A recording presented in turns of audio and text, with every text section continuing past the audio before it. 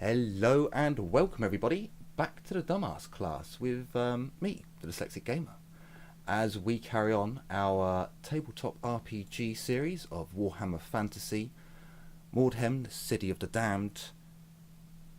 There's another little add-on to that, which I don't think I've said yet. Series 1, of course, was The Restless Grave, but Series 2 has not been revealed. But in the last episode, the group had taken control of Black Pit. How's my tea? They had gathered their resources, tea being one of them, and fortified part of the front portcullis? Yeah, the front wall. And then we went tripping on the magic mushrooms. Yes. As you do. Specifically, you did. Indeedly doodly you did. You went forth to save your trusted acolytes at this stage, or they would be if this was 40k. They're your little servants who follow you round and basically do everything that you tell them to do. Also, you pay them quite well. Yeah, they are indeed. You pay them quite well, so... They also lost a dog. Hey, I'm buying him a new dog. Yeah. No one even asked him if he liked it. Yeah, proper one this time. I swear I did not accidentally blast off the dog with fire. Definitely not what happened. Also, You just made me giggle into my tea and now there's hot water up my nose. Thank you. ooh. You're welcome. Also, one of the reasons why Frazzling. 2-day hype! I move in 2 days. Woo! Independence. The group had successfully saved their two subjects, the peasants that followed them along, their hirelings, which is the word I was looking for. But unfortunately, a sacrifice had to be paid, and the mangy mutt that Bill had taken on to train had sadly passed. Oh well, tears will be shed, and the grave was dug, and his body placed in it. Unfortunately, Bill and Ted are still unconscious. I believe after your little escapades in the ruins, saving your hirelings from the fungal spores that sent them tripping, some of you did some training. Others bonded with the dwarven smiths, engineers and fighters that you have. I believe others did research, but Bill and Ted have remained comatose. I believe, yes, they have been comatose for 3 days now. You wake up on the 14th, in fact. Breakfast is a decent meal. It appears as if Bill... No, it was Ted. Yeah, it appears as if Ted is cooking this morning, and he seems to be doing quite a good job of it. Perhaps those times he spent cooking with Billy Bob paid off, or maybe he was just a better cook than Billy Bob in the first place. We'll never know. But you have a decent breakfast awaiting you. Peter, the group's doctor, is down there as well. He is eating.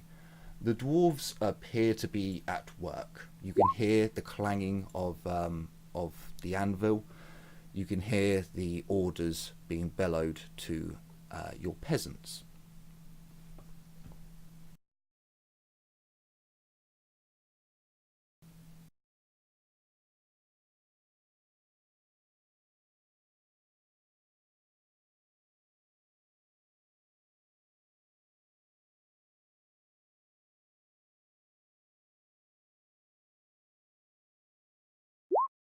Alright.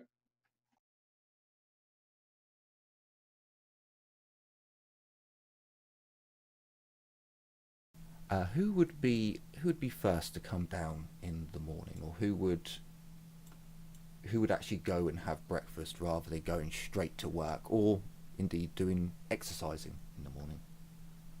Wilhelma would probably first do breakfast and then go help the dwarves. Zerf would first do some morning stretches, basically get like, okay, I'm awake now, then eat breakfast, and then go help the dwarves. I'll be having some breakfast. Just at the moment, still processing everything. Okay. So as the group eventually comes downstairs, Peter appears to be making himself a drink of some sorts. You're not quite sure what he is doing, but he takes hot water and he pours a powder in. He takes a little bag off of his hip and he pours it in, stirs it, and then drinks it very quickly in almost a shot kind of a fashion. And he looks round at you and, oh, good morning. How have you all slept? It was okay. Nothing to write home about. He smiles at this and, yes, we certainly need to put in some work to make this place more tidy.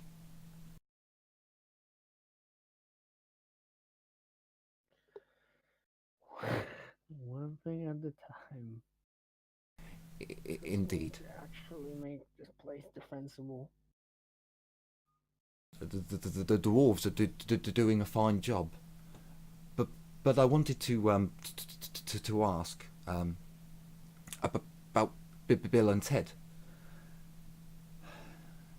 He takes a few deep breaths and he starts to almost go into like a semi-trance.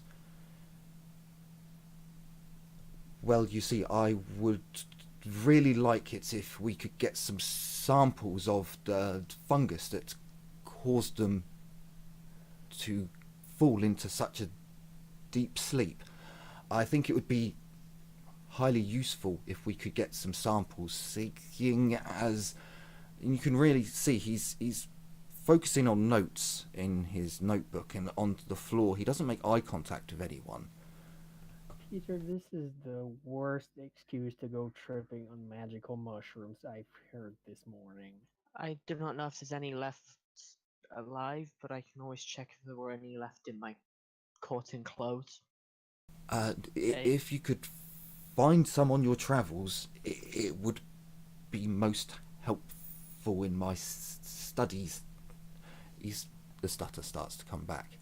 He goes into his essentially a knapsack, a sling bag that he has. It's much larger than a normal one. You've seen him take medical supplies out of this before. He takes out a glass container with it's basically a jar, but it goes upside down, and he passes it to one of the group. If you could get a sample and place it in there and bringing it back, I might be able to learn more. That's all.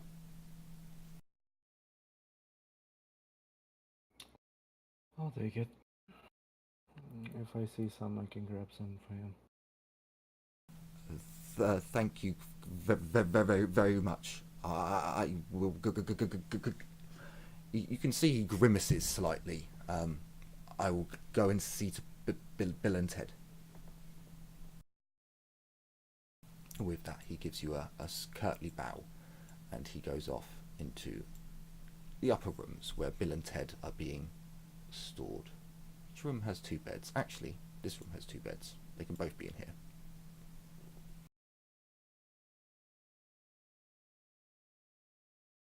So as this talk goes on, I imagine some of you are getting breakfast as this is happening, and perhaps Azureth has seen that people are handling the situation and has already left. You would see Azureth as you go outside. The dwarves have amassed. Wilhelma, you will see once you come out that they have amassed again in the smithy. There's dwarf, there's common, there's all sorts being spoken at this moment in time. Unfortunately, I can still only understand Reichspiel.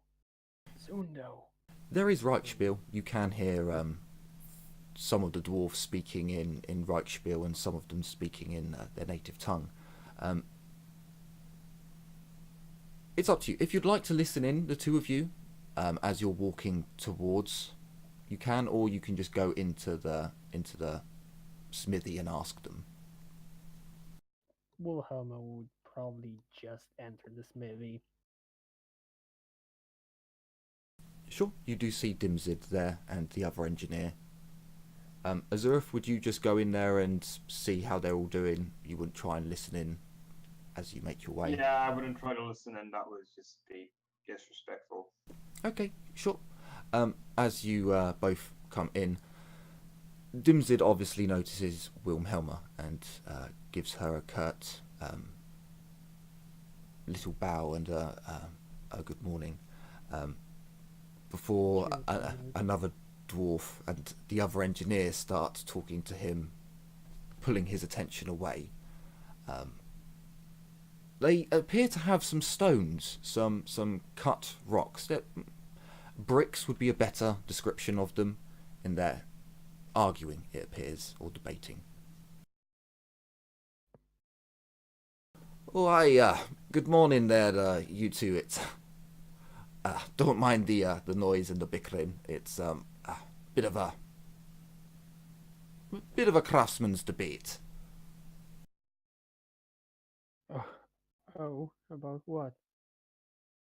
Dimzid pulls away from the other two dwarves. It'd be about the stone. We've ran out of what we brought with us. And some of us think it's, why not just loot the surrounding area, you know? But others, he gestures at one of the dwarves who has a lot more gold rings in his beard, a lot more gold bands in his beard, and gold rings on his fingers. He thinks it's better if we'd buy it in, get it from the Dowie settlements up north. Happens to be where his family are held as well. Said he'd give us a good discount. He gives you a little of a la-di-da kind of a look. Yes. Well, that is then the thing that also, can we trust the stonework in the surrounding areas? I mean, I know we can trust dwarven stonework, but can we trust that of like? I mean, some of it is bound to be tainted. Do we really want to bring that into our base? Hagrin steps forwards. It's true, but we can take the stone from basements. We can take the stone from the bigger buildings. It would save us a lot of time, and well, at the moment we've got no stone. And to get it in's gonna take a while. Can we, afford dwarven stonework? Dimsid and Hagrid kind of look at each other and are like, well, we are working on the budget here. aye, that's another case for it. I personally think we should loot the stone that we've got around. It's quicker, faster, and we can get more work done. Some of my companions think this is a foolish idea and that we should buy in, which has its merits, don't get me wrong. But I thought I was going to bring this to you all and see what you would thought about it, but we don't really have the gold until we start going into Mordheim. Yeah. I'm not really as worried about going in there as much as what we could drug out with us.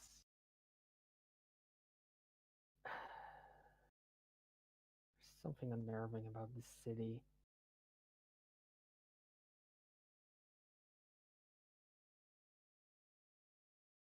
You get a nod from from both Dimzid and Haglin. A couple of the other dwarves have stopped bickering and they're listening in and nodding in agreement, lighting pipes, doing many dwarvy things.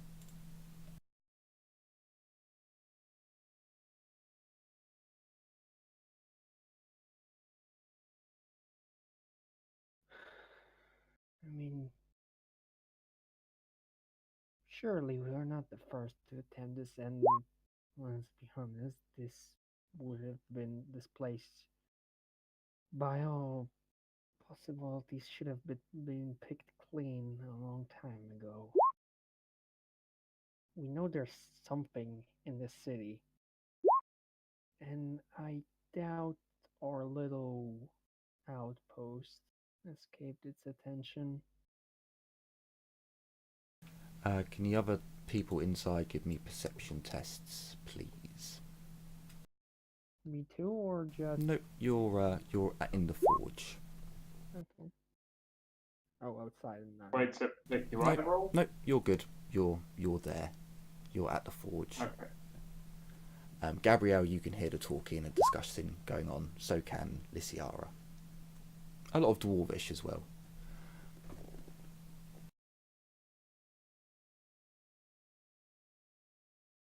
What is this all about? We're running out of stone.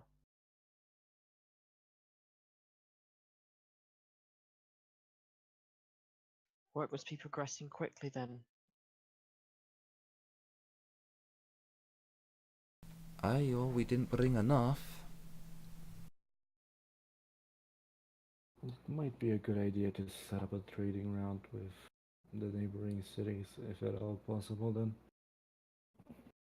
The stone from around this location might be useful for, well, emergencies, but I don't think we should be using the stone from the ruins.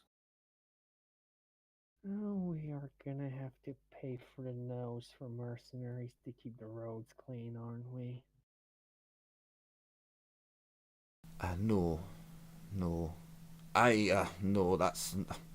We'd have to pay the mercenaries to follow the carts. I mean, we could try and clear some of the road, but they'd have to protect it. It's too longer of a road. For one, can I do a third Scottish act? Let's try and do a third. You don't even know what you're talking about. My family will get that stored here, no problem. I'm telling you, we'll give you a discount and everything. It's the only way, my Dowie cousins. For a Dowie stone, for a Dowie wall.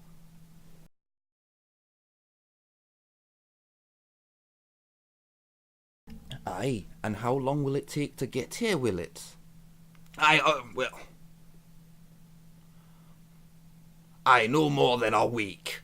No more than a week and we'll have fresh Dowie stone here. Aye, and can you tell me that we won't get attacked in a week? The other dwarf goes quiet. Plus, Perhaps you we know, bring we in. have an abundance of beastmen in the woods. Perhaps we use the stone in the area for the immediate needs, and then bring in new stone for when we have less of an immediate need for building important structures. Aye, that sounds like a perfect compromise to me. Aye, that would get us through this part and we could order more stone. As long as you'd be able to perhaps do it on tick. You know, we can't exactly bring the money up right now, can we? And what would you do with it? The other dwarf goes quite red. He gets an abacus out.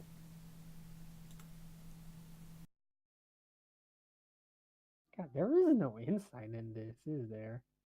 Perception is actually used for seeing if someone's telling lies or being truthful. And Well, I want to perceive the Mr. I'll get you your stone in a week. sure. He doesn't appear to be lying. You would know. I mean, a week's. That would be good roads. that would be a pretty, like, you can imagine if you were to get attacked on along that road, it would be, you know, you'd need to stop, you'd need to see to you're injured, and so he's talking about an intruded route, an uninterrupted journey.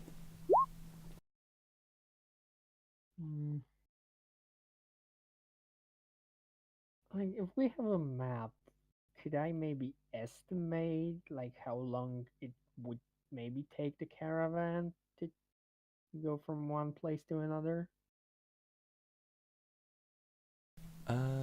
Let me. I think I have given you guys a map at one point. I was going to say, if we haven't, can we retroactively say I bought a map?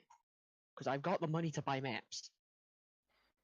You've been moving along a map. I'm gonna say that I gave you a map of Siegfried of Stirland, at least, because you went to the capital, you found your way to the capital, so you've got to have had a map.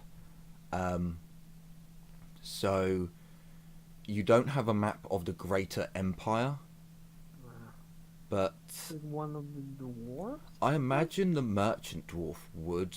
He would have at least all the trade routes.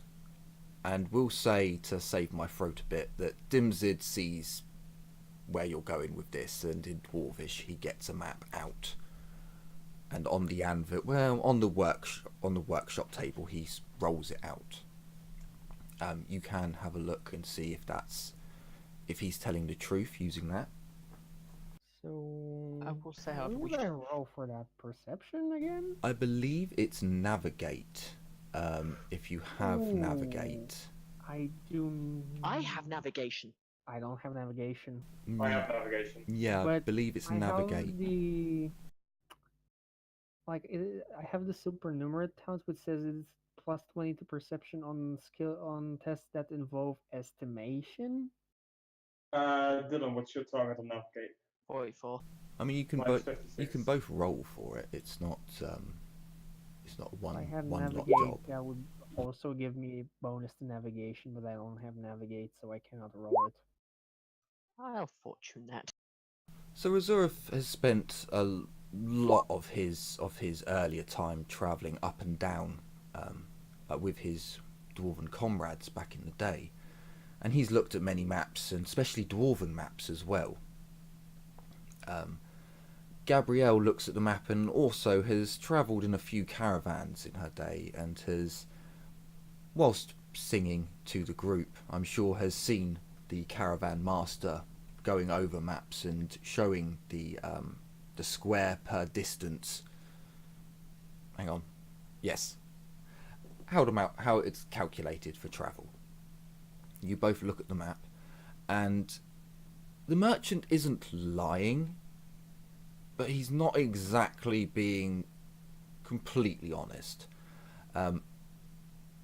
Azurath, you know from your past with the dwarves that there are some very steep inclines that the caravan would have to go along.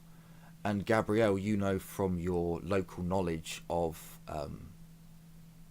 the climate of the area and how roads will tend to be, that at this time of the year there's going to be a lot of I believe we're in spring now, I may need to double check that. There's going to be a lot of activity. There's going to be a lot of beastmen herds moving about, goblin attacks from the forest, the Black Forest, I believe, which is just down south from your position now. We're currently in Sigmarzite, so I believe we're in winter, or at least the start of winter. So you would know that it's winter, Okay, so okay. the roads are the weather conditions are going to be icy and terrible and slow you down. Yeah, they're going to be taking a shit ton of precautions because, best case scenario, somebody gets injured just from slipping in mud. I mean, I could see how this, like, if it were good weather, then yeah, maybe they could do. But look at all these. Like, I stopped pointing at England. Like, those are gonna be covered in ice and snow. and like at the very least they'll need to slow down to not get hurt, and if they receive any damage, like the chance that they'll get ambushed is larger because they need to travel slowly.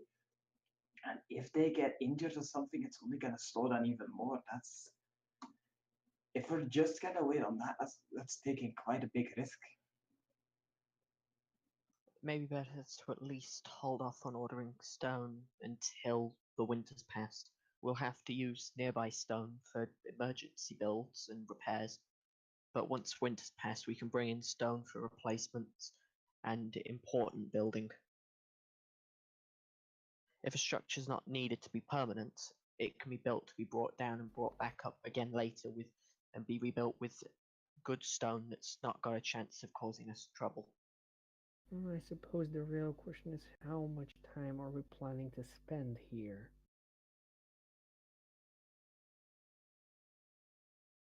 Okay, apparently we're in spring, so there's not going to be that much snow. So it'd be the other one that it's there's beastmen hordes, herds, and night goblin, wolf goblins, okay, basically, then what I'll say is like, hey, like these slopes and everything, they need to slow down, like because you can't just rush down a slope.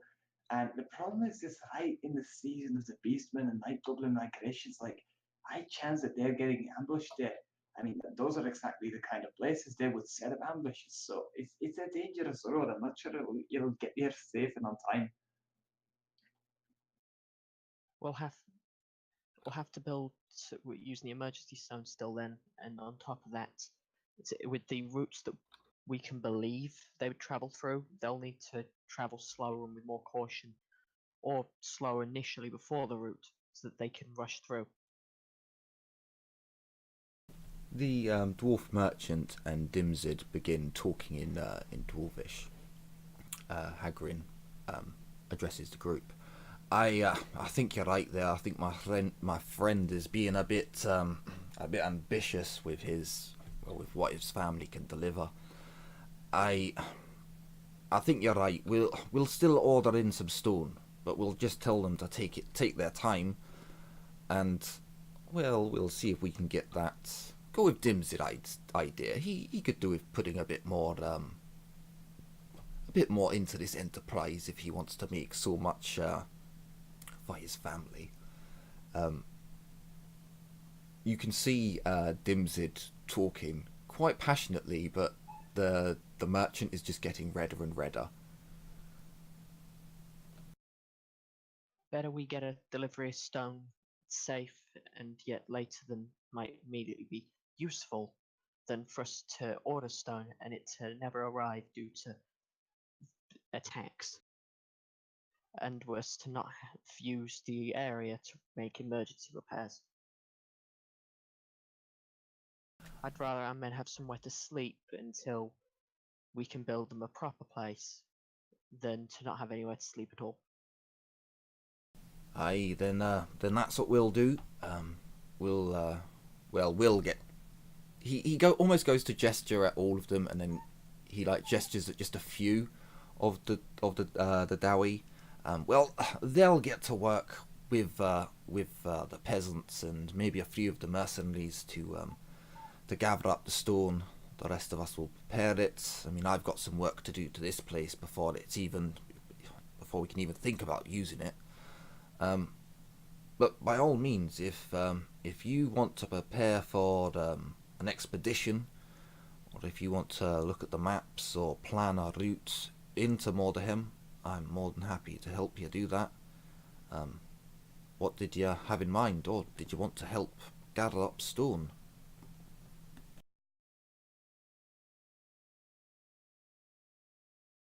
I was going to see our character. I forget which one was it who lost the dog.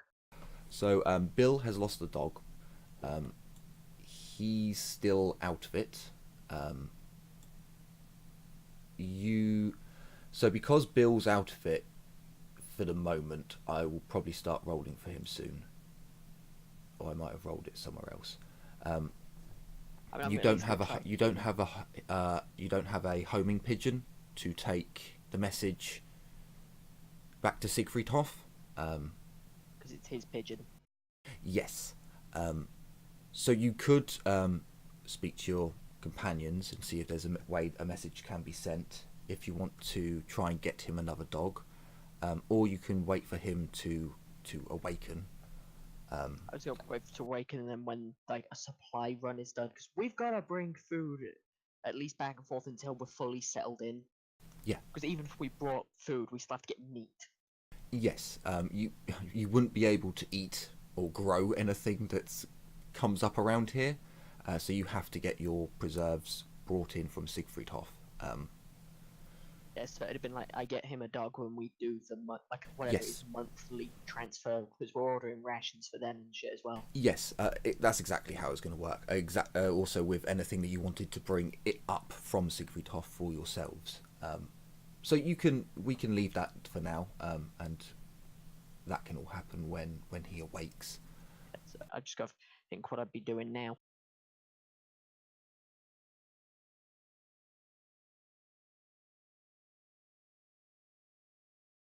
So let's I'll go help down the deal line. with injuries related to delivering the stone, and I'll also make sure that stone that's brought out and up is well guarded.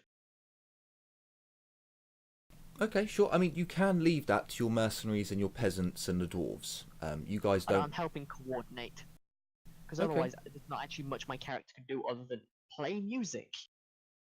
Well, just so gotta I mean, you guys can go over the maps and decide your route in to Mordheim, how you'd like to essentially do your first venture in. That's something that the party can do. Yeah, but again, it's entirely up to you, because Lysiara may have a ritual that she wants to work on, or Azureth may want to train with the dwarves, or you might want to find out about the ghosts. There's lots of things. First, we may wish to discuss at least initial ideas for routes for each season, just in case we can't immediately send in a group and one path is blocked during the summer due to extreme weather. So, seeing that you're showing a bit of an interest, I can't remember. I think he's shown you the map. He hasn't given it to you. Hagrin, well, he'll go with you. Hagrin gathers you all to the probably the kitchen, the dining room table actually, because it's the biggest table where you can all sit round. So you can all gather there, and he will roll out the map, and we will take you to it. Oh, hang on. No, I actually need to. It's been a while since I've changed map. It's okay. So, you were shown a map of Mordheim. The red circle is the Black Pit. That is your location. That's your What base. is One Ring doing here? The One Ring is for a Pacific person. So, Hagrin shows you the map. He points out 2 locations that he used before. He tells you that the front gate... Will it ping? It did.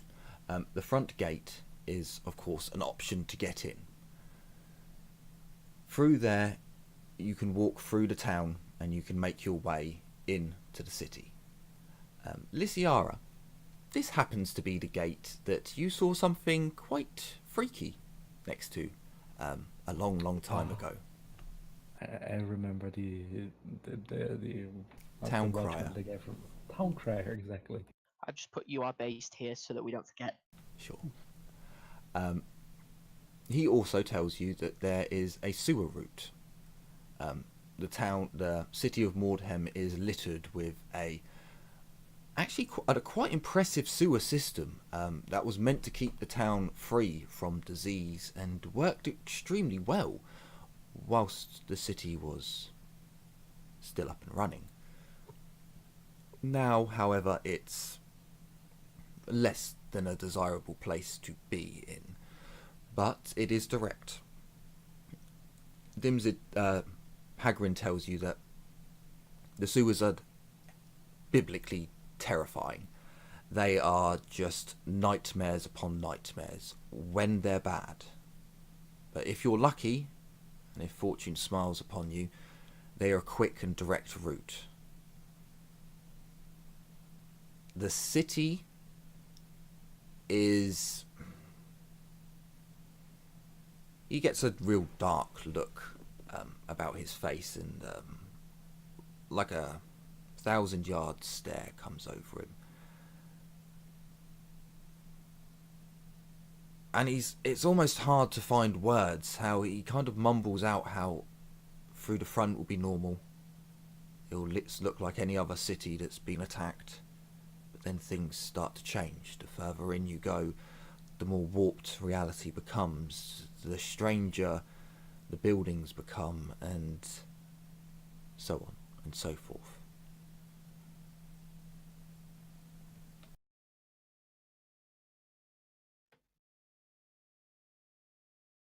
When you say warp, what do you mean? I am guessing inside out, tentacles, maybe some eyeballs. What the hell? If we just base it on the legends, you'll have streets that you'll go down, turn a corner, and you'll be back at the start of the first street. Aye, that's a good one. That is if you get lucky. Yeah, that's why I said it's a good one. Gabrielle, willpower test. Somehow, I doubt that the sewers will be Resistance any magic better. apply? No, it doesn't. You feel... Okay. You feel an icy grasp around your heart, and then you fight off. Using your willpower and your faith, you know this feeling, and you hear a voice. Oh, why aren't you any fun? The others were far easier to scare. As you look up, you see the mischievous ghost. I don't think she was given a name last time. I don't think Is she she spoke last time. is she Melanie? Ah, yes, Or is Melanie. this the other ghost? No, it's Melanie Melanie. Grandforth as Lane Bertrand. I just She also didn't remember get- her throwing books at us and shit. Yeah, she did speak. She's still throwing books at me, so Oh no, she said that we should leave, and that was about the extent of our conversation. Yes, to some of you she has said more, to others she said less. But she is currently floating above. The group can see her after she spoke, as she hovers around the top of you. Hagrid looks really disconcerted. Like he's really like, the fuck? That's not right. Luciara?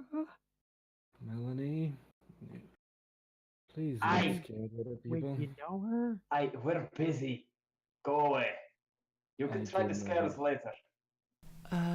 Well, you see, my master told me that, we have a way into the city. Ah. Then You wouldn't thank happen to know Tobias anything for that. about the And city, would you?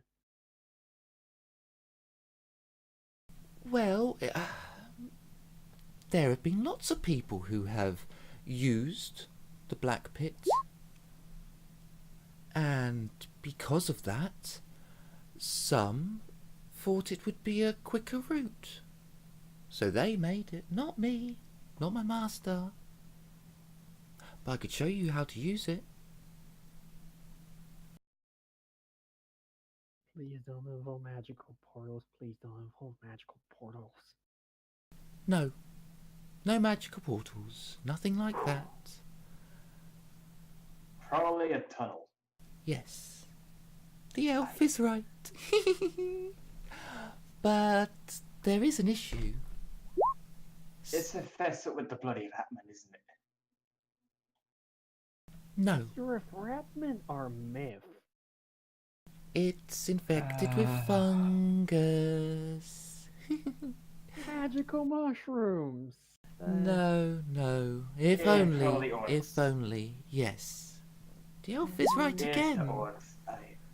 Yeah. Yes, I will show You know you the what, I think tunnel we're- that is here, and it will lead you to a building within the city. My master knew the ones who built the tunnel. He didn't tell me who, but he said it led into the city and that they used to get him things, so he does know of it. Actually, I think we're missing a very obvious route into the city. If you're suggesting catapult, then no. I was thinking of the river. Also a bad idea. Carry shit. At Um, best, you're Things are assuming dormant Yeah. in the river. So I'd just rather not have the things to have the ability to come out from under where we're standing. just to clarify, the river that goes through Mordheim, unfortunately you are looking at it how it's meant to be. So the river actually comes from the mountains up in the north. Oh, Yeah, So we you don't- would we have be to go fighting. against it. I You- was afraid of that. yeah. Also, as Mickey was about to say, at best we'd be dealing with possibly the dead coming out of the water and dragging us down.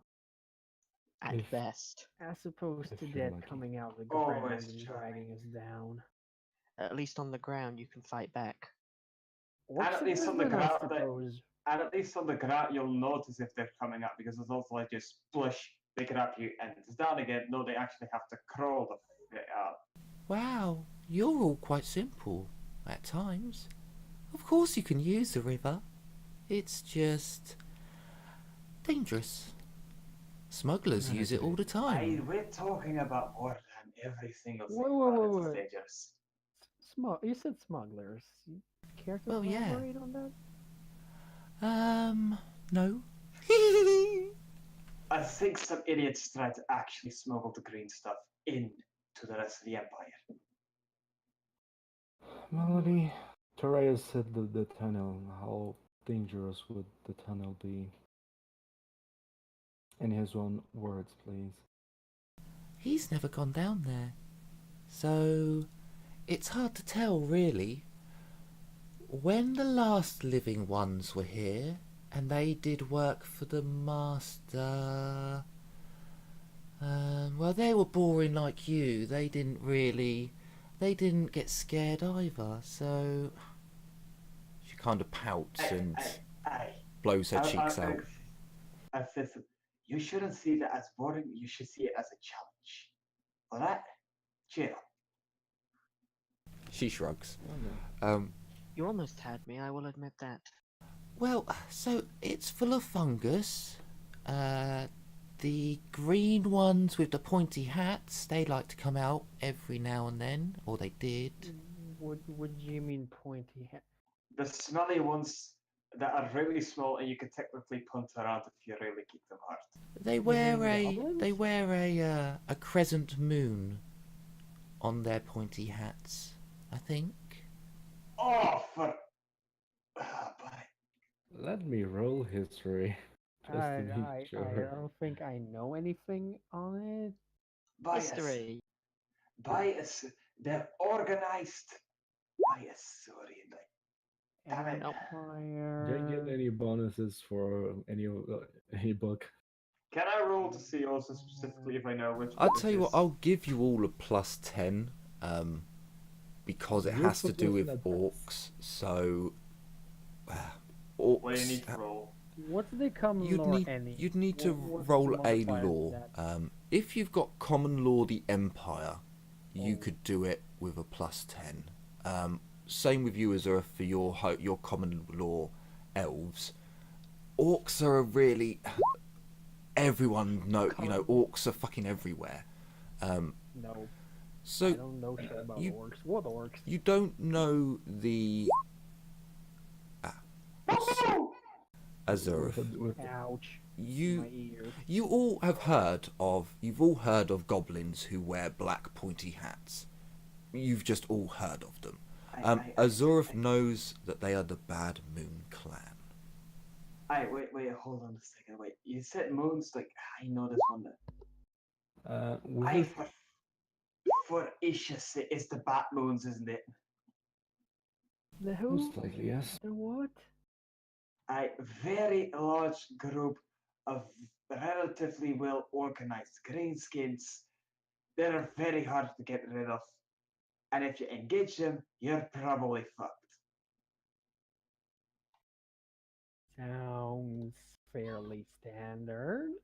Unless they're no longer around, like she said. What do I know of the black bat moons, or is it just I know they're the bat moons? You know they're the bad moons. You know they're fanatics. They have a tendency to like the dark. Don't really like being in daylight. I'm gonna re-roll, but instead of using history, I'm gonna use common knowledge elves, and I'm gonna use a fortune point. So, You I- prefer using the fortune. Here's the thing though. Like, you know how last time those little Gretchen, they just got scared shitless and basically we massacred them? But Yeah, they. these one are as fanatic as your average Empire war priest. I mean, they're pretty fanatic. Henry, did you add a +10 onto that? Yeah, that means these little kids actually don't run away. Oh. In fact, if you kill a bunch of them, they'll only want the revenge. So they'll dump even more on you. Joy. I like these little goblins are so fanatical. If they can't kill you with their blades, they'll drown you in their own blood. That is. They have the numbers. Have a tendency to use a beast called a squig. You'd also know that. Also, have you guys ever heard of what a squig is? Sounds like some exotic dish. It's a really large bipedal animal with a maw that can swallow those things whole and really likes to bite people. And they Also- have them under control. Oh.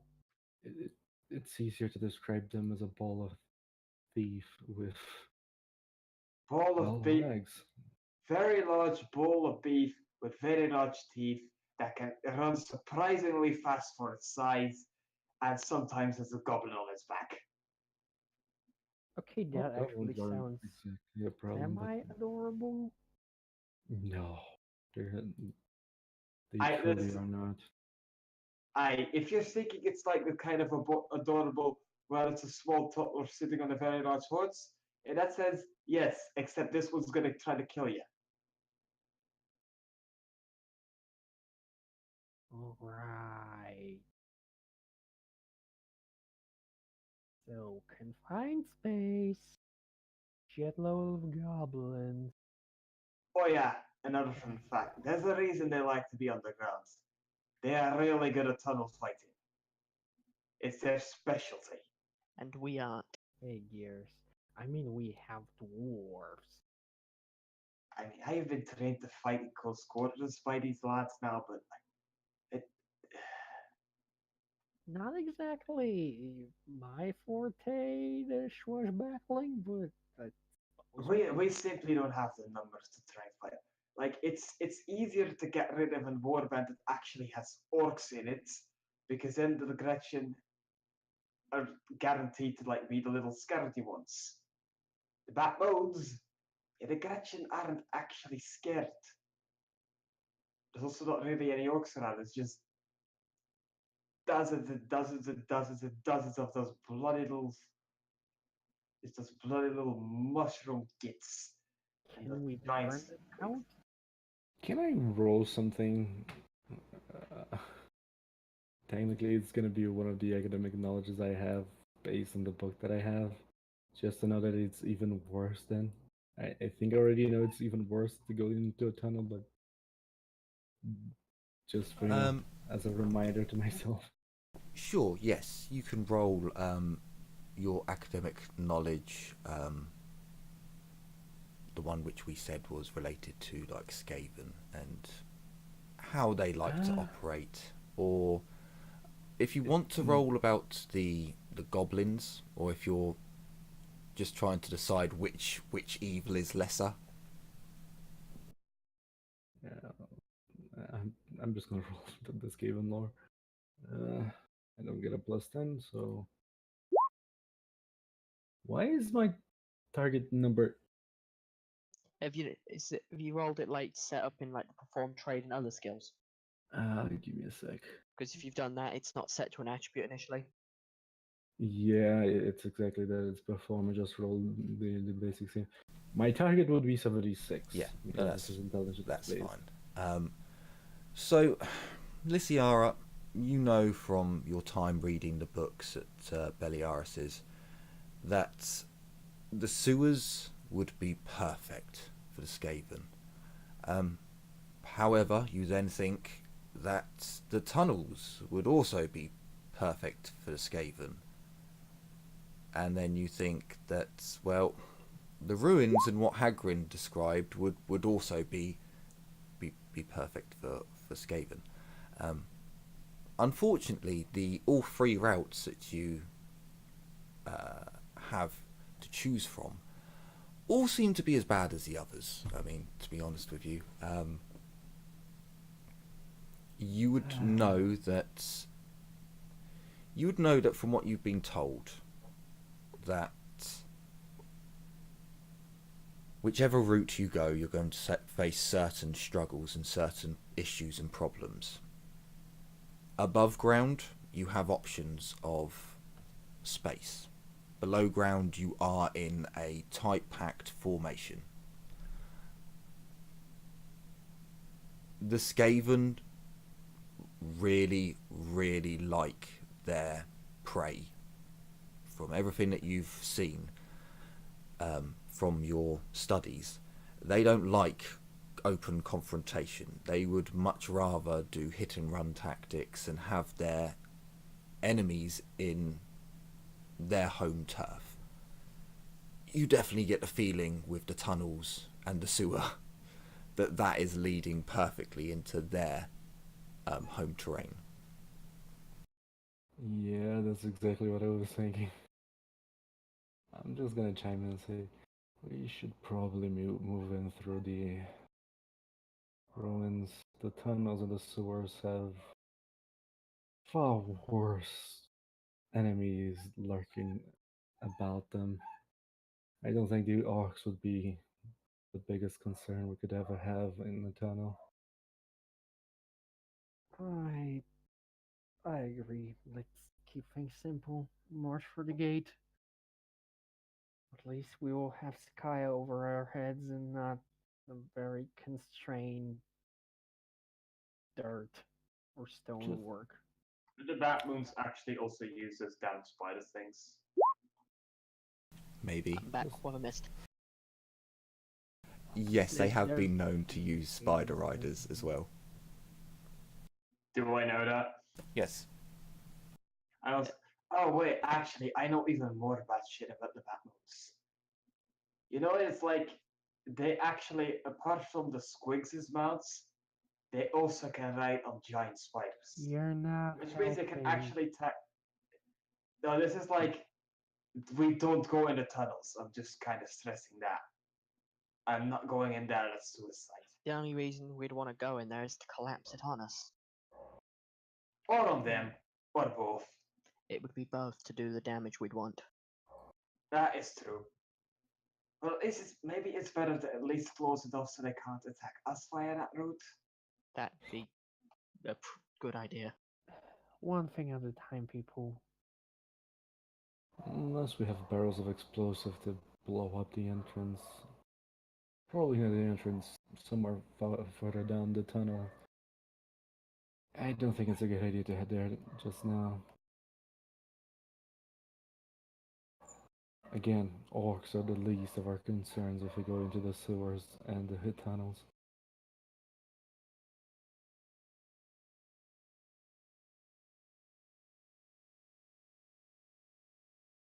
Very well.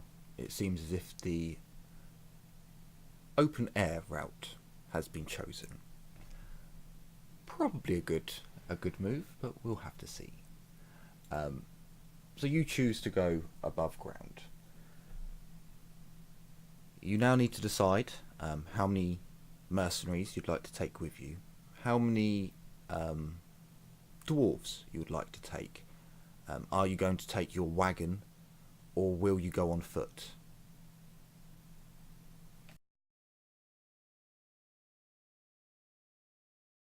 I would say we should probably go on. Okay, firstly, we need to figure out what are we trying to accomplish with this particular raid. So Hagrin brings out a few tokens. The first token he places down is down here. He tells you that this building will work perfectly as a fortification for once you're in the city. If you can get a reliable if you can get there reliably, secure some of the rooms, you could spend a night there. You'd have to have people on guard, but it's defendable. And that place just so happens to be the armory to the town guard, which was extremely wealthy at the time of the comet's crash.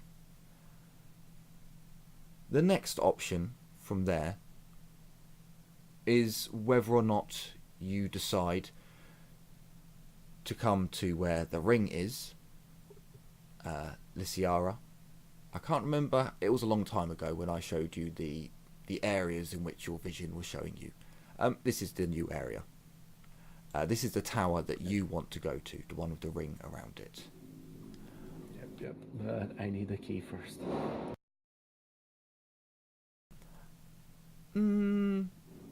At least that's what Torius told me, and I have to go there because I also need to find the blue rose, which is currently there too, so... Sure, you can do some studying to see whereabouts the key would be. The other three map locations on the left-hand side of the map. These are areas where Hagrin believes that his family's relics should be.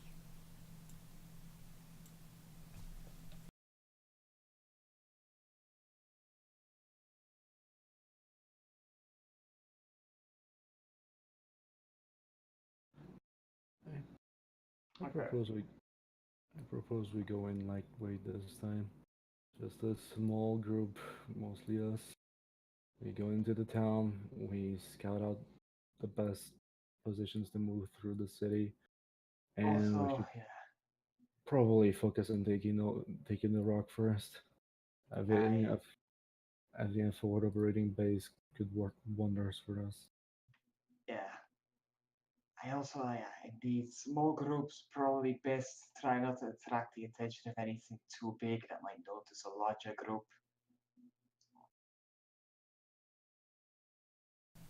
As you're all engrossed over the map,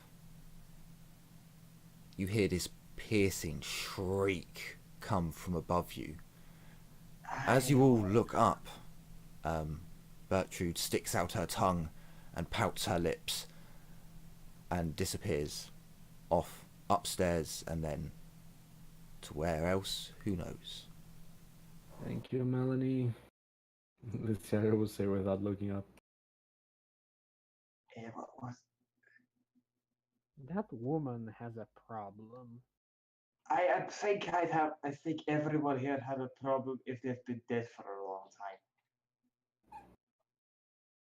Just don't concern yourselves with Melanie. She makes practical jokes, but she's not mean-spirited. If we're I think we should actually stay on the nice side. I'd love to see what you do to the bloody Gretchen. back to our plans, if we secure the rock and then some of us remain behind, we can send a small group to funnel more groups to reinforce the place. If we keep a very small contingent there, at least to keep the entrances secure, then we can use it as a supply point. Not too so loud, but at the very least, it gives people a chance to rearm. A place to pick up a sword if yours breaks.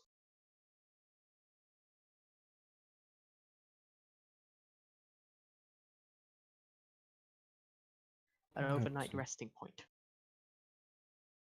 Perhaps it's just me being paranoid, but I don't think leaving a permanent troop there for right now is a good idea.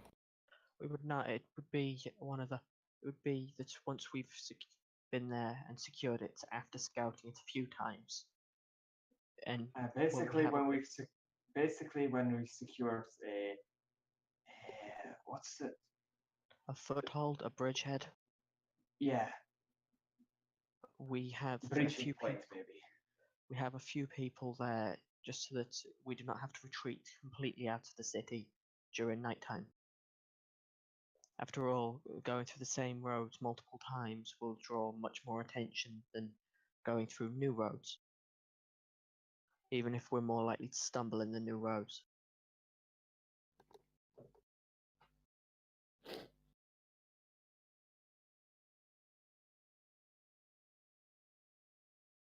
It would not be a permanent group by any means, but once secured, a group that can be brought in behind once we've re-secured the place every time means that we have a secured building, even if we only plan to keep it secured for maybe 2 days at a time.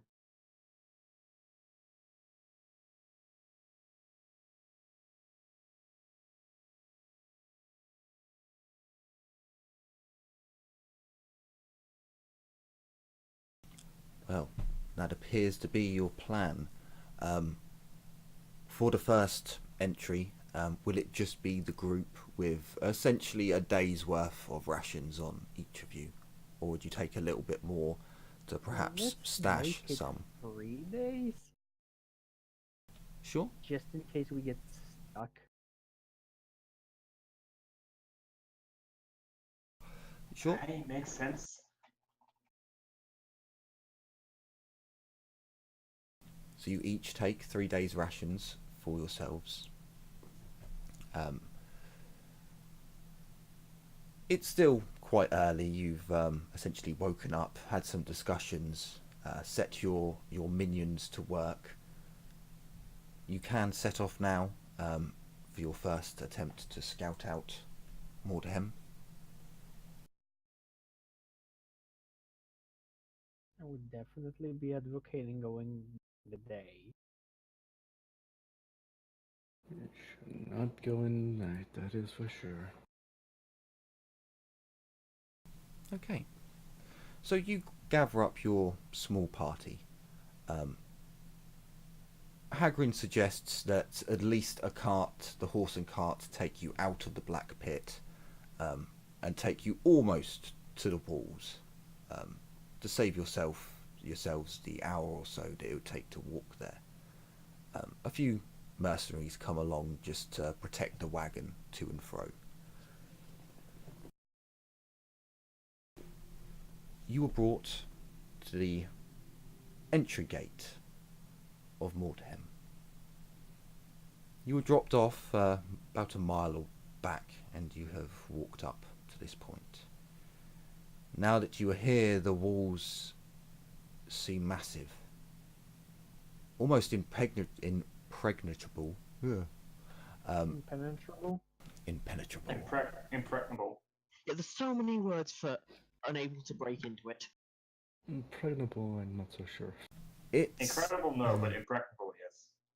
It's almost melancholy. Ugh, my words today. Melancholy? Yes. As you look upon the walls and the defences unmanned, the rotting wood, the cobwebs covering broken windows. This was a fine, mighty city once, but now it is just a pitiful husk. And yet, it looks so easy to reclaim. You march forwards, going through the main gates that are simply left unclosed. The giant oak doors, reinforced with iron,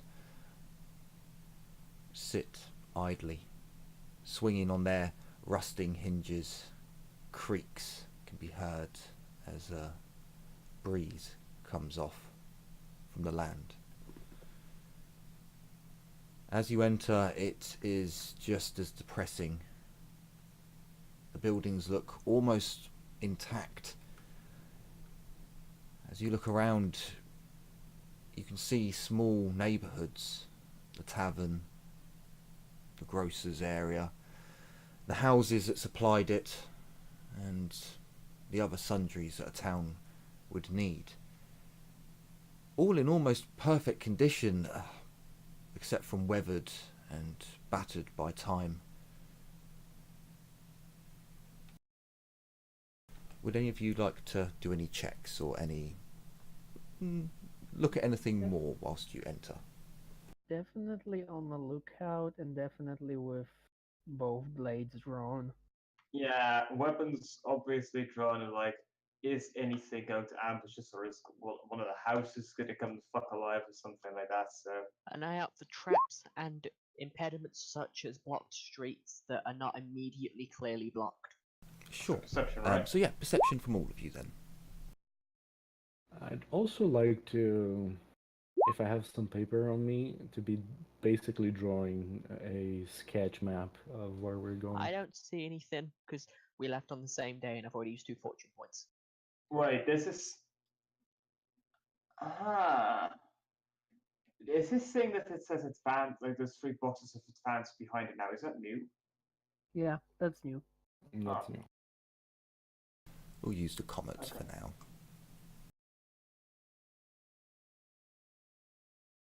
So, as you enter and you begin to look at the structures around you, Wilhelma, you spend perhaps a bit too long staring at the defences, not so much taking in the shadows or the movement around, more in awe at how easily it would be to reclaim, to refortify.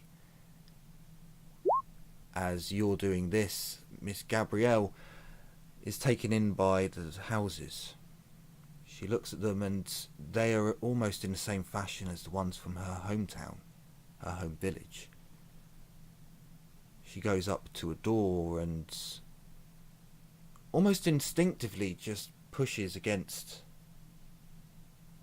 But this is where time has truly shown. The hinges do not hold, and her slight, gentle touch, the door falls in, and dust and filth are brought up into the air. Miss Gabrielle, can you give me a toughness test, please? Lysiara, Will it apply? for magic, no. Oh, but I get resistance magic. Yes, no, this is not magical. It's just the dust and the shit that's blown up into your face. And Okay. Lysiara and Azureth, as you look around, darting in the cracks, in the shadows, looking not at the buildings but through them, not looking at the windows but trying to gaze into the darkness for any subtle movement, any sign that any monsters lurk. You jump as your comrade begins coughing loudly, the dust and just detritus in the air, just too much. But you didn't see any movement as you entered, and Lysiara, you didn't see any markings on any of the wooden posts that lead into alleyways and dark corners. At least none that you could see here.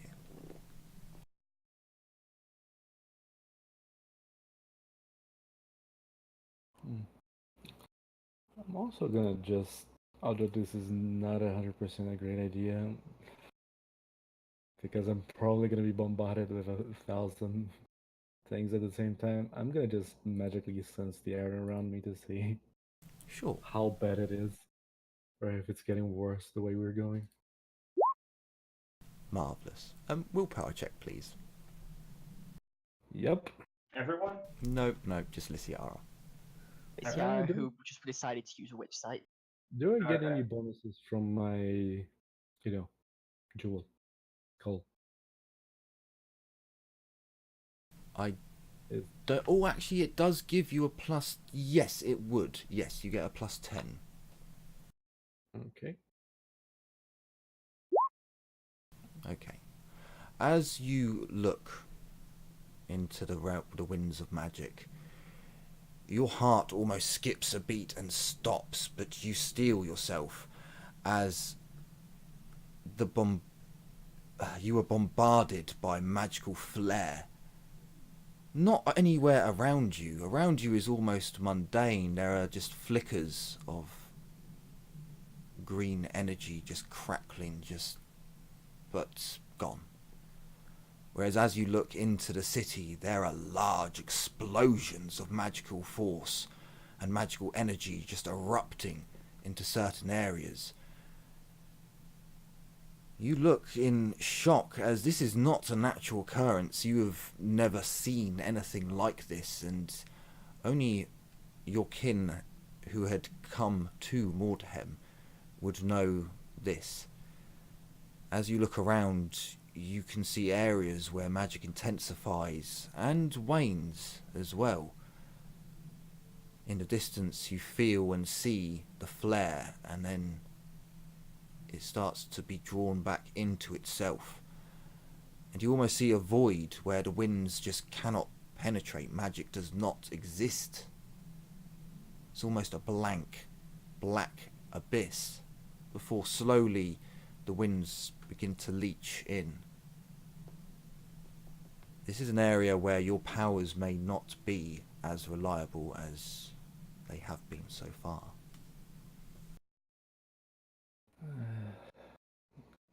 Nesaru shook her eyes a little bit as she was looking at the big explosions and far away. She's like, yeah, let's not go that way. That also allows you to sense magic, like spells being used as well, doesn't it? It does. I'm Okay. basically reading the shifts in the flow. You see lots Of of green flare. The green is in different richer and paler pigment varieties of green. However, you do sense underneath that flare that there are definitely other magical casters, magics of some variety within this city. As you look round, you see a flare of blue, perhaps another shade of green, a black. You're quite an accomplished mage. By now, you would be able to know that yes, there are definitely others casting magic in this city, and there are items that perhaps are damaged or an effect is waning. This is a fascinating and terrifying place.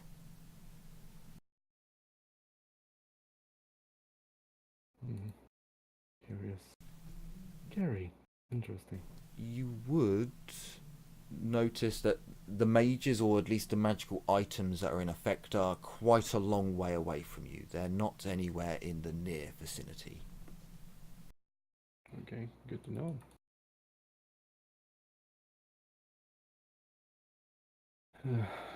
There are several wielders of magic in this place.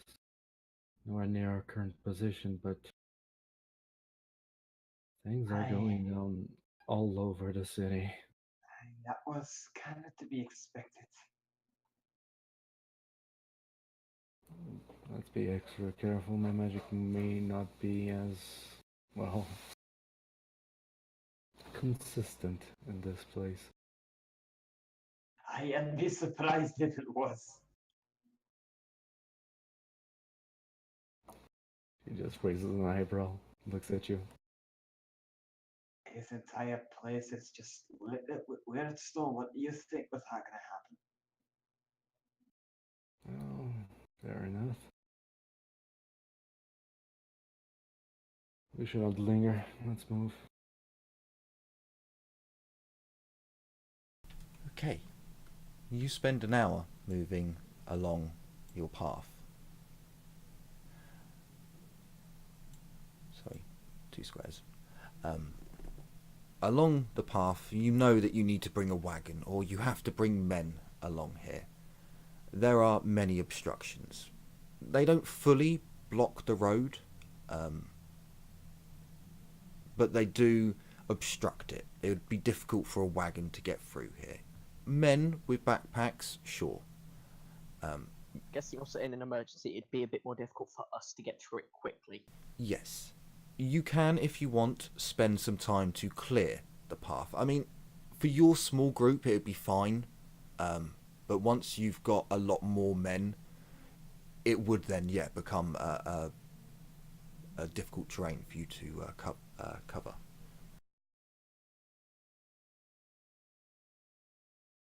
So you could spend an hour to clear, or you can just mark this down, right, next time we need to bring some peasants to help clear this shit.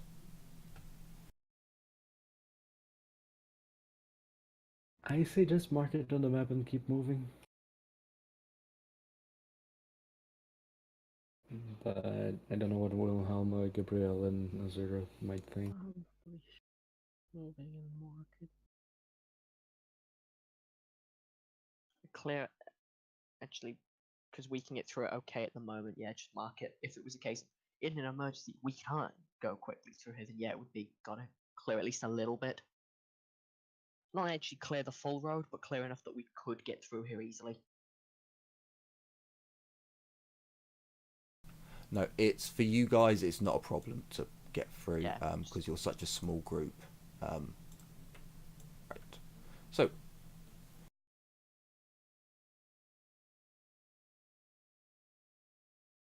Sorry, I was talking then. I didn't even push the button down. What a moron. Lysiara marks down on her map that a few peasants will be needed to clear the path to bring your cart along. You spend another hour pushing on. The obstructions become cleaner. The road isn't as bad. However, get to there. There we go. As you move along deeper into the city, the tension in the air begins to grow. The hairs on the back of your neck begin to stand up, and as you look at the buildings, you begin to notice odd things. Can everyone give me a perception test? A few mundane things that you see are the fact that certain wall lights, you'd almost take a double take, as it looks as if 2 wall lights have been merged together, but the wax candle within have both been joined. As you push deeper, Miss Lysiara, we'll do you first. As you move in and begin looking... But I have actually rolled mine. Hold on. Sure. It rolled 20. I thought it rolled, but it didn't. Still better than like my mouse when it double rolls. Okay, yeah, success. So, Lysiara and Azurif, with your elven eyes, you look at the buildings and you begin to see things that should be impossible. Lysiara, you see metal merged with wood. Not as in the metal was formed around it. You walk past a wall and you see a cup inside of the wall, merged, flattened. You look closer and begin to see daggers and pottery, but it is blended perfectly. You look and it's almost impossible. It shouldn't be. And Azurif, as you begin to look down, you see that the stone cobbles, some of them are not stone. They have merged with bits of wood, and You look at some of the Aye. debris and it's sunken, melded with the floor, not collapsed on top of it. Aye, it's I'm not gonna lie, I was sort of expecting it, but it is slightly more unsettling to see it actually like this. It's huh. Wilhelma, Oh well. you see this weird and it intrigues you. You see metal joined with wood, you see pottery in walls and metal spliced with pottery, and you push open a door. You see into the bedroom where you see collapsed on the floor two, perhaps, bodies. Please roll me willpower. The bodies have been joined, pushed together. You see a face in the chest.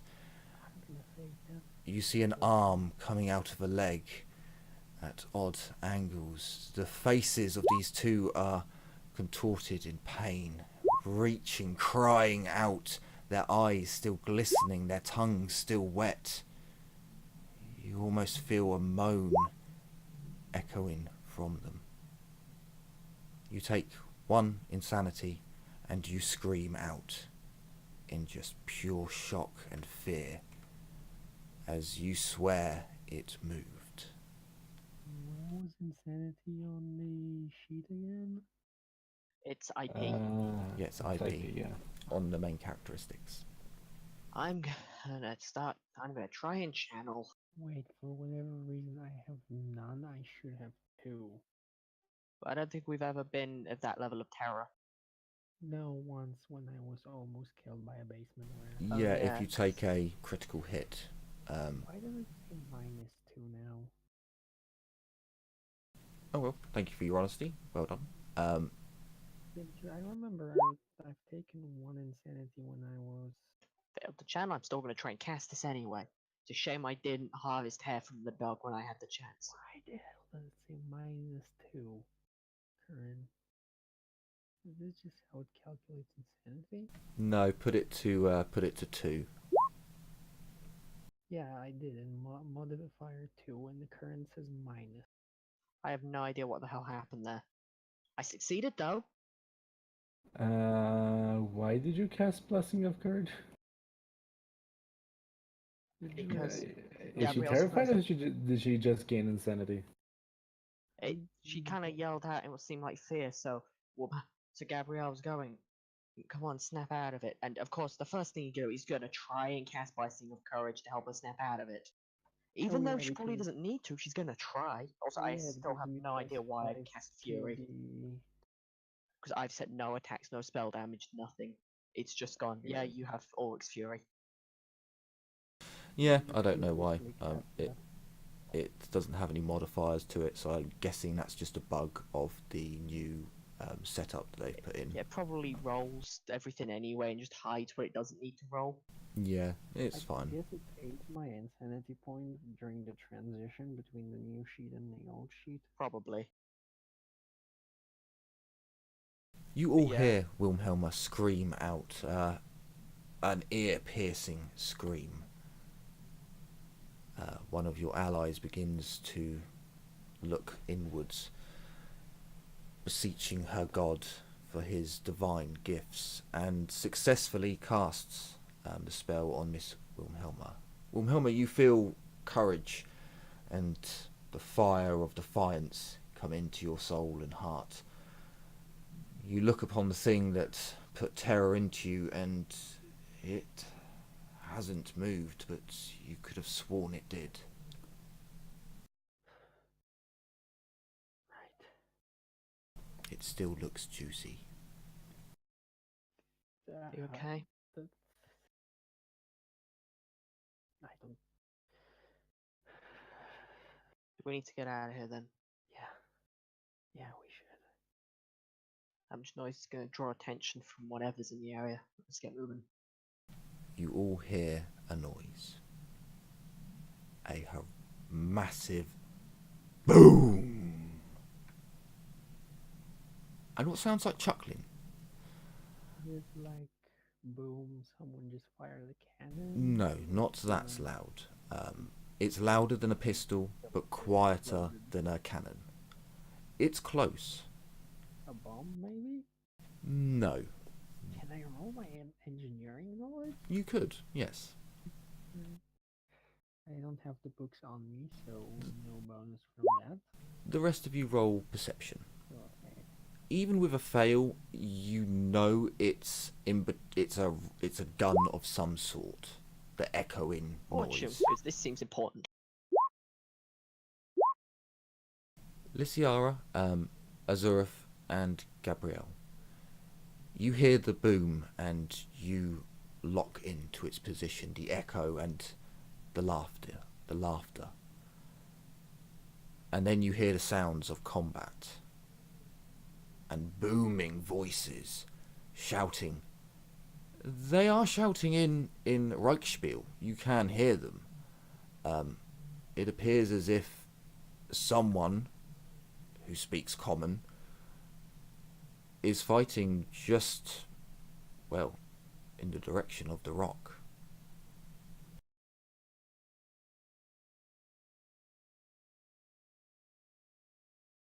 I think that's going to draw even more attention this way. We should probably fall back.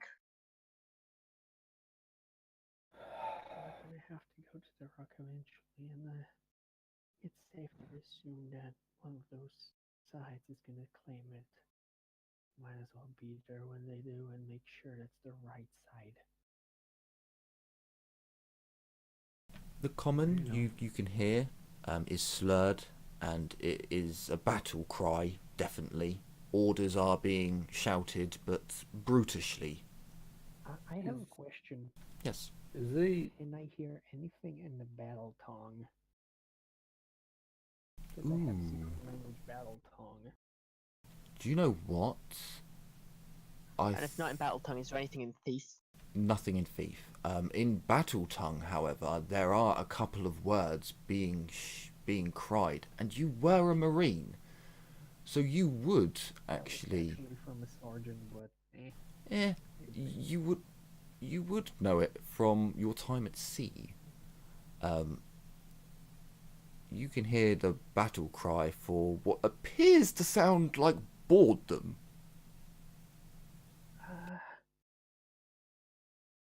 Okay, that is odd. Someone is ordering a boarding action. There's another boom. lovely? Perhaps Someone's it's bought a boat. ship? We should probably check it out.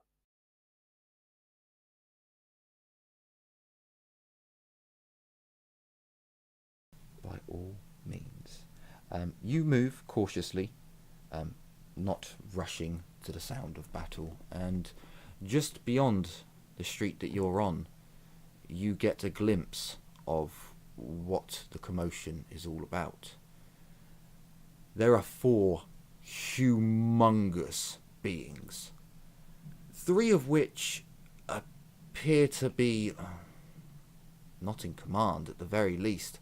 They're swinging round a great weapon and a normal sword, seemingly swiping low down to the floor, bumbling brutes, just swinging, no finesse, no style, just brute force.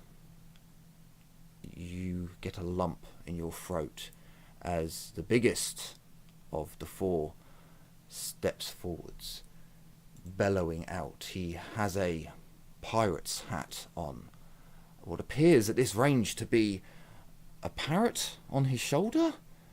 He's wielding what appears to be a firearm and pointing it low to the ground as, "Come on, boys, we've got meat to collect."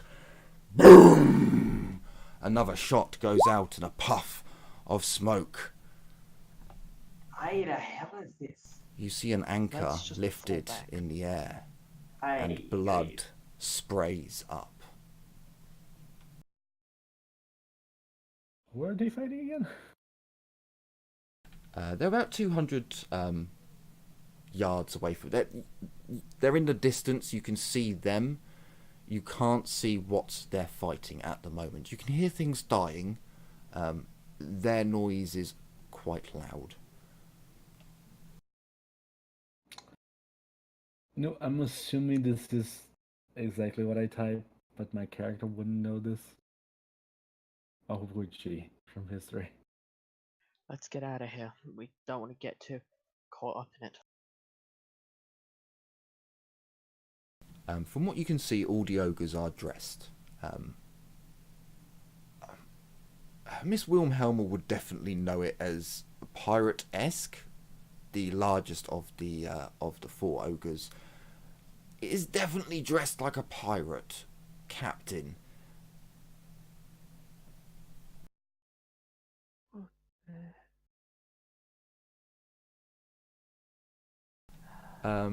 Miss Wilhelma, actually, Gabrielle, do you have like could you roll common law, Sterling for me?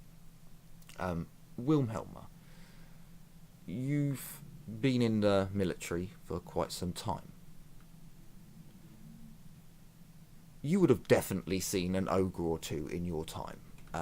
Almost every army faction uses ogres, except from Bretonia, but all all states of the Empire use ogres. They genuinely take on characteristics of those who they work with. You do know that ogres are also used by a lot of nasty races as well, but hey ho. Yeah, is that the Empire? No, so with your success, Gabrielle. I haven't rolled. Oh, well, it's Sterling or the Empire. It's your common law that you start with. Yeah, the Empire. Then I just need to figure out which one's the Empire. And essentially, it's an intelligence test. Yeah, it's just because without it, I can't get my bonus for my seasoned traveler. I get a plus 10 to all common knowledge tests and speak language. Yeah, and speak language. I would probably have given you the plus 10 for that. Yeah, you know that ogres are used in Sterling's army. They're not unreasonable creatures. They are greedy and like food.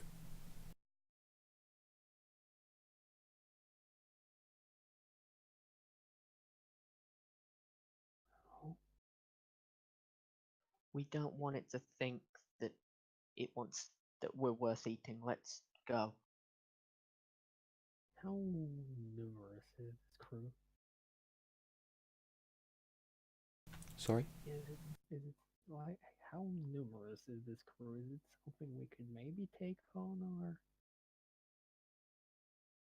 or? You can't see a boat from here. You can see 4 massive ogres. Well, 3 massive ogres and 1 humongous ogre. And they appear to be fighting something. They are currently pushing forwards. You do hear the big ogre. In fact, give me perception tests with a minus 20. Yeah, you're still quite far away. You haven't moved up. It's not based on estimation, is it? On what? The perception test. It's not estimation based, is it? No, you're just looking at something going, is that right? I don't know. Hang on a minute. You hear the big pirate ogre.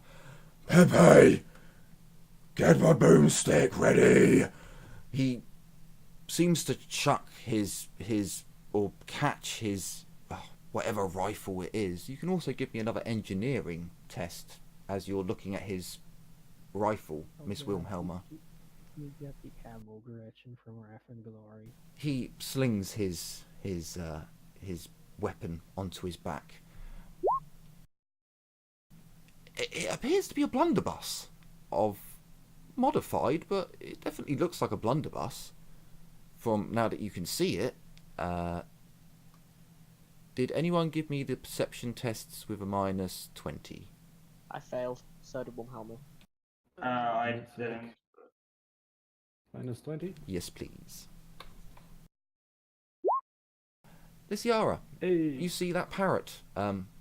It has grabbed, like the blunderbuss is attached to the ogre's shoulder, and you can see the parrot now moving its hands and its feathers, and it's picking out a small horn and filling. Parrots can't do that. How would the?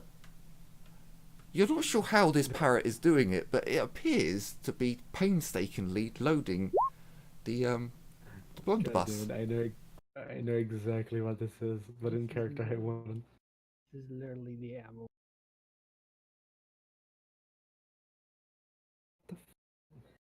How the fuck is a parrot reloading that massive ogre's gun? Maybe it's not a parrot. Let's fall back out of here already. I don't want to get any closer. Maybe we should. Fuck.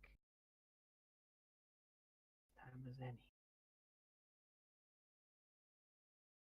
any. They're technically in our way, so We came here to scout, not to fight.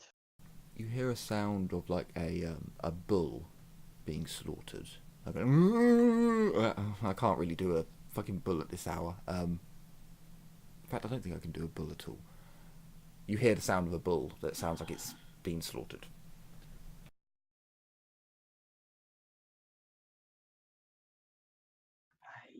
Well then, I think I'm always up for a good fight, but let's get the hell out of here.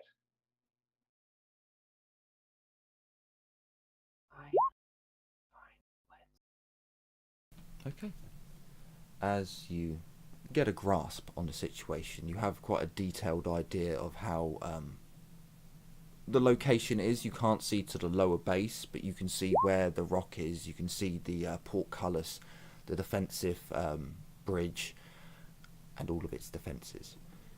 You think better, and you disengage, pulling back and leaving the ogres to their rampage. Are you pulling back? Are you going back to the black pit? I think that is the plan. What time is it? Like how many hours? Like how far across the sky is the sun? You've spent 3 hours investigating. It'll be 3 hours back. If you go at if you go at normal speed, it will be quicker. But I'm basically running it as you are going carefully. You know, Stealthy. you are. I'm not having you all roll stealth yet. At the moment, you're just going cautiously and taking your time. Is how I'm doing it. So sure, you can spend 3 hours going back carefully, re-watching, you know, the windows and checking, and just making sure you don't get snuck up on. Let me.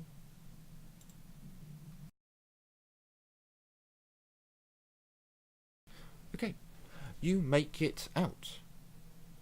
Although it was very weird in there, and you saw some things that were definitely not right, you have made it out. You don't have anything to really show for your adventure into Mordheim, but you don't have many scars either. It will take you an hour to walk back to the Black Pit from here. So 7 hours after you left, you have arrived back. It is still daylight. Your mercenaries see you on the horizon, and after... Well, let's have a look. Would they... Yes, actually they do. After they do not realise it is you, you see them ready their position, and you see more mercenaries taking to the walls. After you get closer, they realise, hang on, no, that's the guys who pay us, and you see them begin to dismount the walls and prepare to open the gates. You're welcomed back, and I'm sure you all sit down and take a load off. Once you get back, Hagrin is quite interested into hearing how well everything went.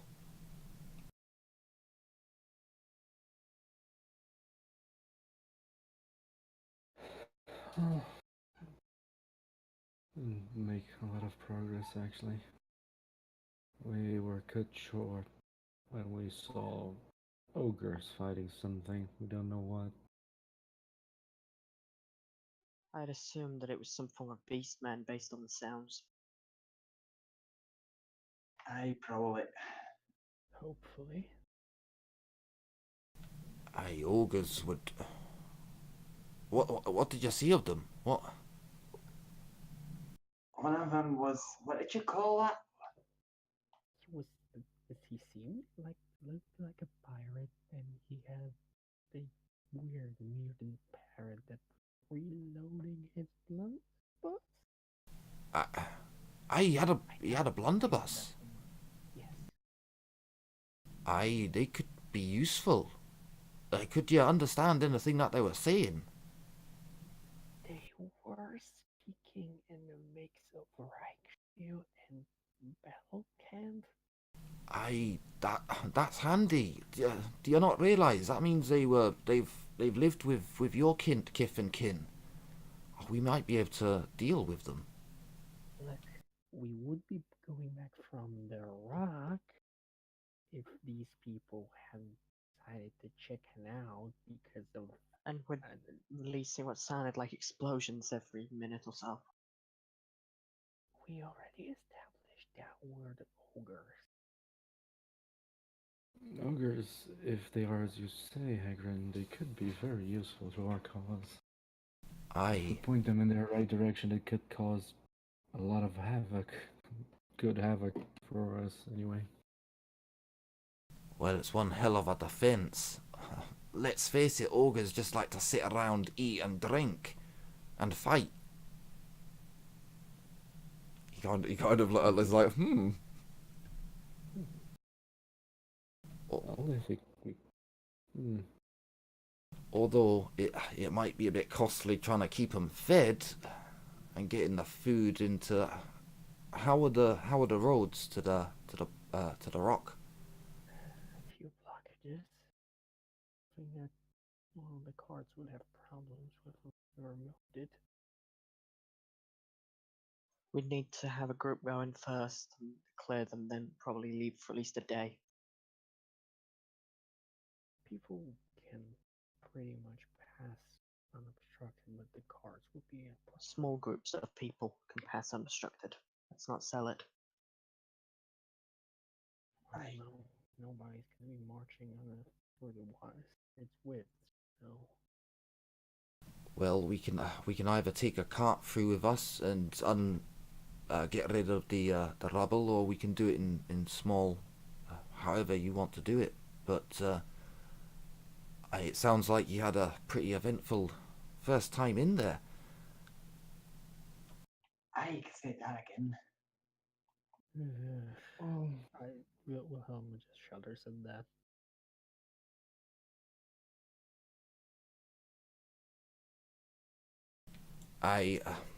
Hagrid kind of looks at you, Wilhelm, with a knowing look, like he gets exactly where you're coming from. Oh, I realised I haven't changed my bloody character portrait. Oh well, too late now. He realises, and we'll do our best to at one point get this place a bit more hospitable. At least then you'll be able to rest up here and, well, hopefully take a bit of ease a bit of the tension on your mind.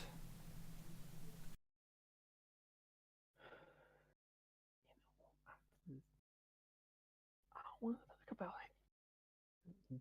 Shit, no. Hagrid, you said they mostly like eating, drinking, and fighting. Is that correct? Aye. Well, I propose in the next time we actually go into those ruins that we carry more food and maybe some booze, just in case we run into those people again. Well, not people, but ogres. Aye, it'd be a good idea, but just keep in mind that you've got an awfully good nose for food and a massive appetite for the stuff as well. But they will eat anything. Is that like a figurative anything or anything? No, anything. They don't feed the pigs in the army, from what I've seen. He says that really, really dryly. No. I mean, they'll The eat the stuff you stuff wouldn't off give the to the cot. pigs. No. I mean, they'll eat the They'll stuff eat off the. damn rocks. Well, only if I they think have someone to. do one. Honestly, they'll eat the corpses off the battlefield. Let's put it that way. That creates opportunities. Aye, if you can bargain with them. Well, even if they're gluttons and eat anything, they might appreciate prepared and fine meal more than just anything we throw their way. Yeah, but then So you we could said, bribe them with that. but then you said standards. I heard a long time ago about a mercenary band of ogres.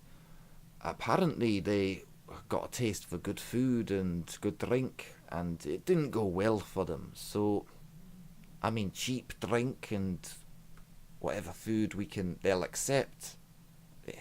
If we can get that kind of deal, it'd be the excellent kind of manpower for in there. No, if we could technically keep them as the gods of the rock, it could be very good for us. We would just have to keep them fed.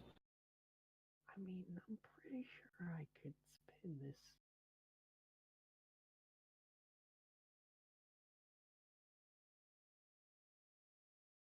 Like there may be many stereotypes about Marion burgers, but we have money on our mind and our mind on our money.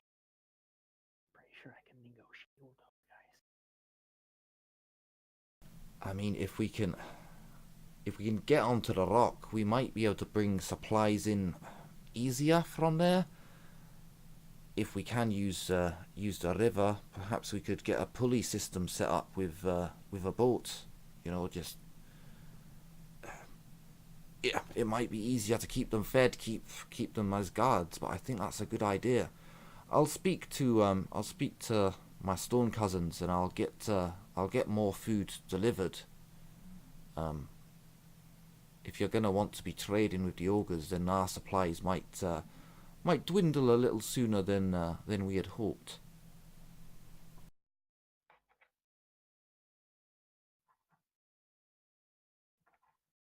But I think that's a grand idea.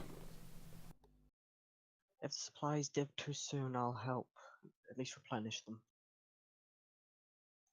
I can use my own money for this.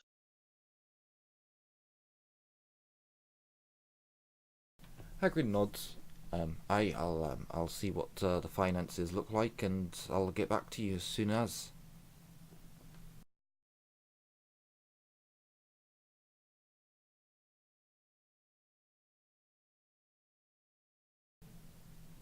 With that, Hagrid kind of looks at you all, and I think you all need a good meal and a bit of perhaps a rest. He motions more to Wilhelma.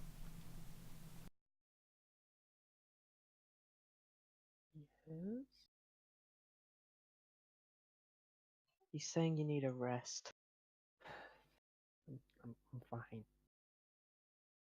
I'm fine. Hagrid turns around and really dryly, you won't be, and walks off. There's still a few hours of daylight left, but you do all feel quite drained from being on such high tensions for so long whilst you were in the city. You can do whatever you'd like for these few hours. I gotta feel proud of myself at the moment. I passed my first casting of a spell. Only just, but hey, I passed. Good point, I didn't check for doubles. I can't get doubles. He has a casting number 3. It's a paddy spell. Oh yeah, it's 3, isn't it? So you can all have a smoke, have a drink, eat. Lysiara, you may want to do some research. Yeah, I'll go to the tower, find my cozy little corner in the tower, and I'm gonna go back to my research. As the sun Cool. sets, you all feel really tired, exhausted almost, and you feel an early night would do you the world of good. For those of you who are too engrossed in what you're doing, you try to fight this urge. You don't win. Dreams take you all. Cold sweats come tonight as you are assaulted by nightmares. For some of you, you just see the city of Mordheim as it was, with thriving streets and bustling crowds and money being spent and apprehension in the air. And then you see it all disappear, destroyed, people ripped apart. You all watch Wilhelma rolls and fights in her sleep as two lovers intertwine. They embrace each other, a warm, loving home, a passionate kiss, Yeah. and what? then blood-curdling screams as the two are forced to meld into each other as a flash goes and they are ripped apart, then pushed together, ripped apart. Legs begin to move. Heads and faces become merged and mingling.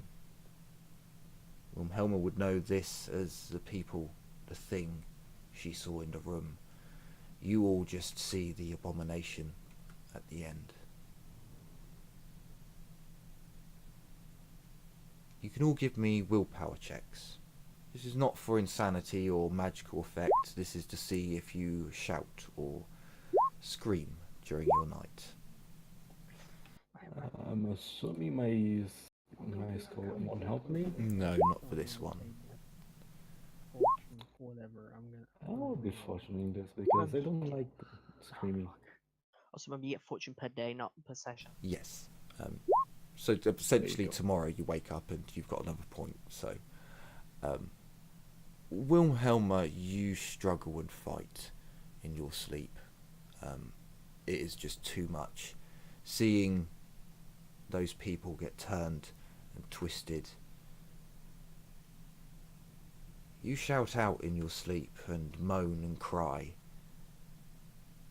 Your companions manage to steel themselves in their sleep, yet their emotional strife is no different. You will all wake up tomorrow with 4 levels of fatigue. You feel absolutely drained. Your muscles ache. And you feel utterly depressed. Where the hell is that? I don't think that it's actually technically in. I think, can you get Yeah, it's fatigue? not. I don't think it's in system. Yeah, there's no such thing as fatigue in fantasy, Yeah. so it's literally just wake up like completely unable to move. Yeah, it's basically you're fucked.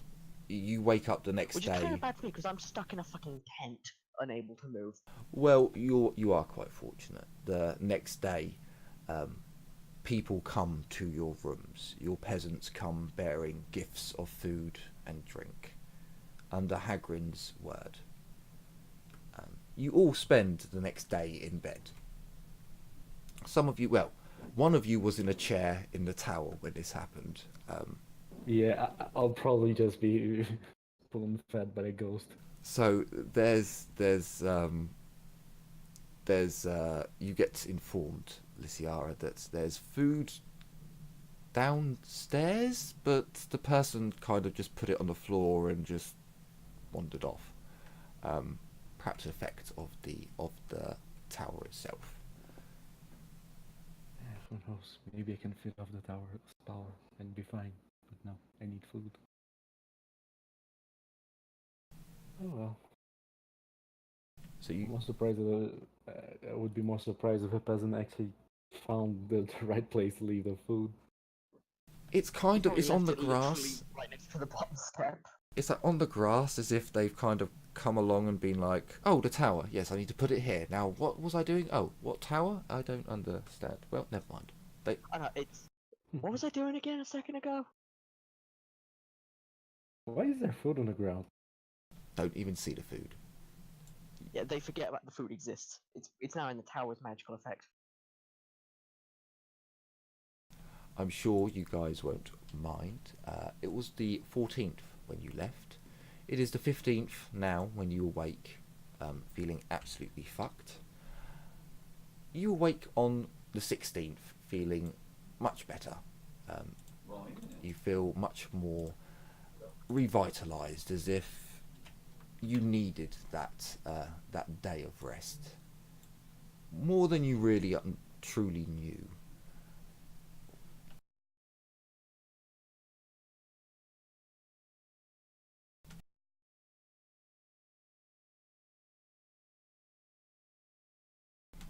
And with that, you wake up and you can think upon what you'd like to do.